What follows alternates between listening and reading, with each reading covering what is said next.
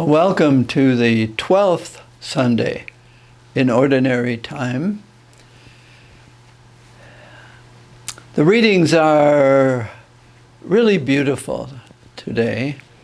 We have Job. Now you got to remember that Job has a real argument with God. All of Job's family, farm, house, everything, fortune has been taken from him. And the devil has told God, if he only thanks you because everything is good for him. If you took that stuff away, he'd curse you. And God says, okay, tempt him. So he takes everything away. But Job stays faithful. But he has an argument with God. How come? How come this happens to me? I didn't do anything wrong. And of course his friends say, you must have done something wrong. What did you do? And he said, I didn't do anything wrong. I didn't break the law. Because if you break the law, then God punishes you, of course, in the story of Job.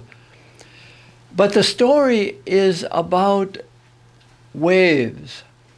And God is arguing, where were you when I did this? You think you know everything? Where were you when I made the sea? When I let the waters pour out? When I opened the door or when I shut it? There's a beautiful image at the end of the first reading I really would like you to see. I don't know if you've ever been on the actual shore of an ocean. And way out, you can hear the crashing of big waves. It's loud.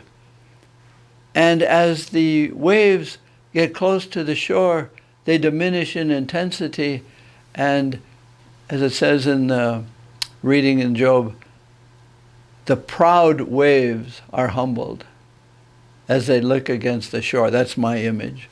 And I have stood there and I said, you proud water, you come and genuflect at your limitations, that you only can go so far. It's beautiful how God has said, you, Job, you didn't know. You're not so smart. I did this and I didn't consult you. So that's the text, if you will. And the gospel is really beautiful. The early church is fragile. And the image of the boat as church is ancient. And so Jesus said, let's go from here over there. Let's go to the other side. So they take him into the boat and other boats go with him. You know the story. And then Jesus falls asleep. It seems that Jesus is far away from them. And the waves come and the wind comes and the boat is filling and they wake Jesus up, which in some way is a form of prayer. They wake Jesus up. They call Jesus' attention to their condition. And Jesus first calms the storm. Quiet. Be still. And then he says, are you still without faith? Where is your faith? And they say, it just went overboard with the water coming in and going out. Our faith almost left. Our trust in you we were failing it as we were bailing. So it's a beautiful picture of the early church and of our present time. There are many things that can terrify us when things don't go our way. Why is God letting this happen? What did I do wrong, like Job? I didn't do anything wrong. It happened. And we're just coming to the end of a terrifying time of the pandemic. And we prayed, and people died. Aren't our prayers efficient? That's a big question for us. Why pray? Now they woke Jesus up. He was on a cushion. He was at a comfortable position. But the image is that they're going to the other side. Let's go to the other side. What's that other side? It's faith.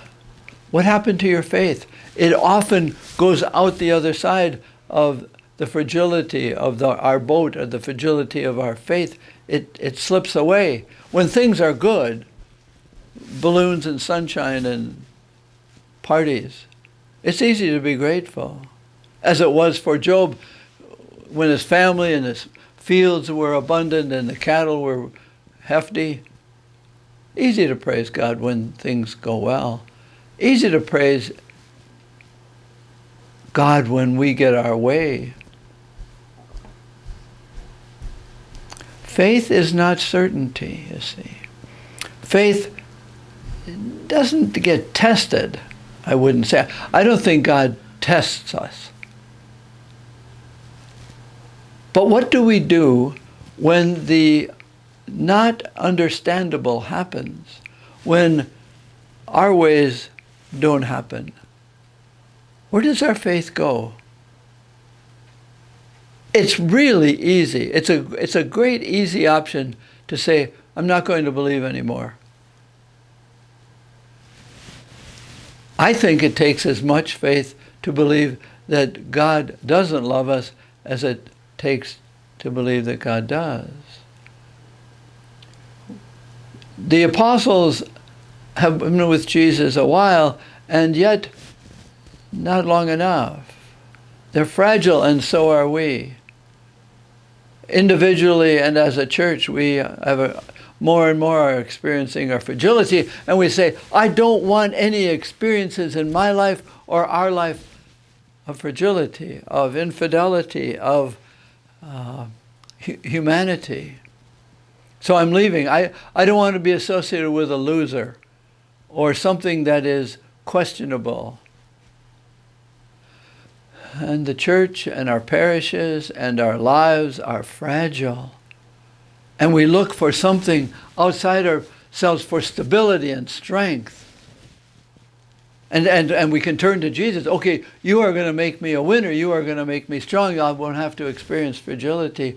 It seems that the closer we get in our experience of God, the closer we get to the experience of our humanity.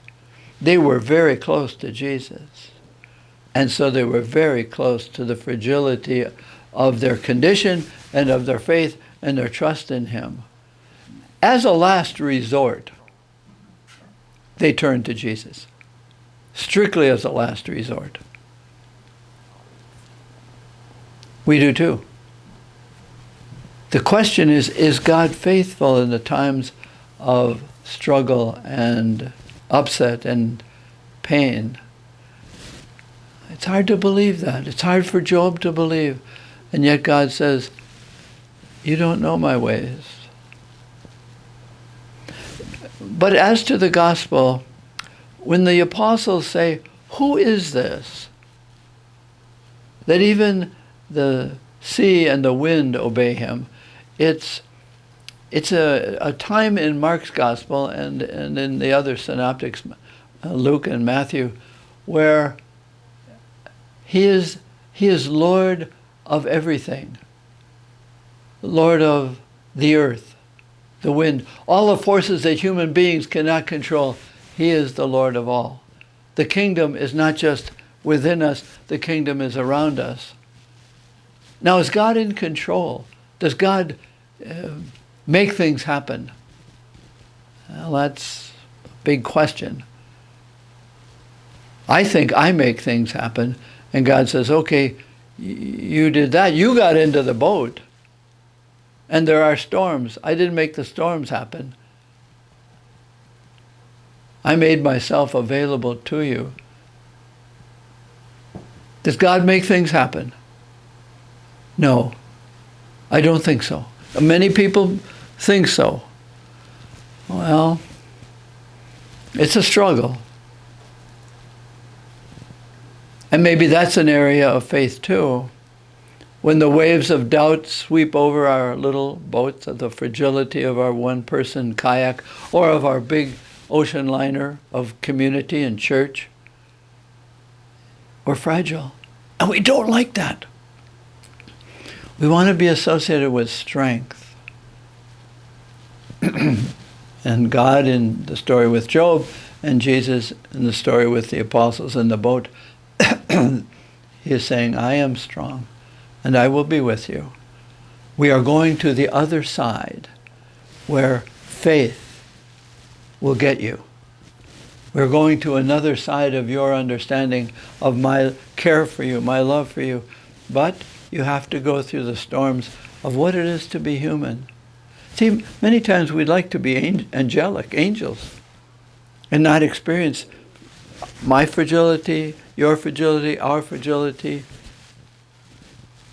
It's His love that allows us to stay in the boat and wait till we get to the other side of the increase of faith in Him.